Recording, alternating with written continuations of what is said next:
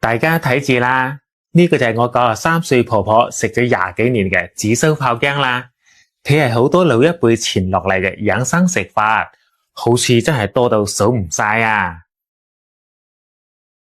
特別而家夏天啦，屋企如果有食唔晒嘅紫蘇咧，一定要學識呢個做法。尤其我哋女士們咧，每日朝頭早食翻嘅2-3片啦，真係冇得彈噶。關鍵做法就好簡單添，買翻嚟嘅新鮮紫蘇咧，先放落個大盤度，加翻1匙羹嘅鹽、1匙羹小蘇打，同埋1盆清水，咁樣可以有效咁搓走紫蘇表面嘅灰塵同埋蟲卵噶啦。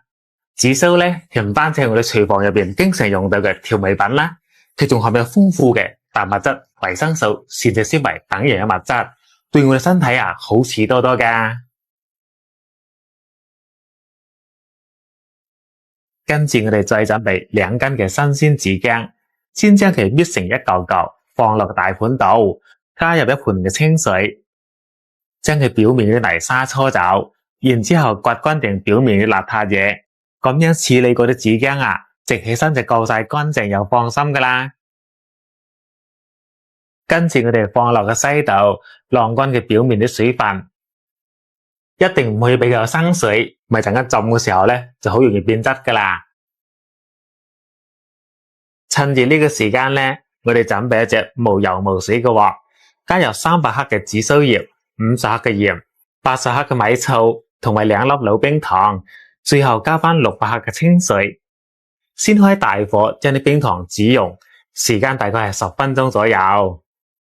各位姊妹，老王將自己終身受益嘅食養小妙招毫無保留咁分享俾大家啦，不如幫老王點翻個免費嘅小紅心，關注支持下咧，唔該晒大家，祝你身體健康。我哋一路煮到汁水變成紫紅色，就要關火撈起嚟噶啦，然後過濾晒啲雜質，等佢徹底咁攤凍備用。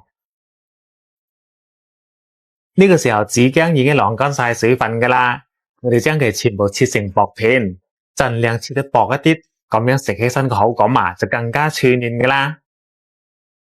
全部切好之後咧，我哋將啲薑片冚唪唥裝入一個無油無水嘅乾淨玻璃罐度，跟住再倒翻啱先徹底攤凍嘅紫蘇水，記得要浸過晒啲薑片喎。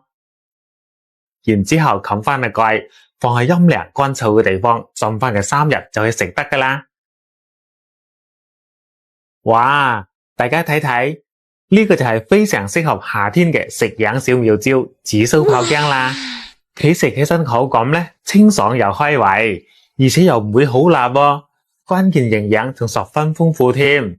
當然，如果你的確唔中意食薑片嘅話，咁我哋亦都可以朝早起身滗翻2-3匙羹嘅薑湯，用熱水直接沖嚟飲都得嘅。每次我老婆都話飲完之後咧，陽氣滿滿，成身都暖粒粒啊！老婆，紫蘇薑頭去飲得噶啦。哇，更正啊！真係濕碎棉花，冇得彈，正啊！嗱，學識嘅小妹記得幫老王點下讚，留關注啦。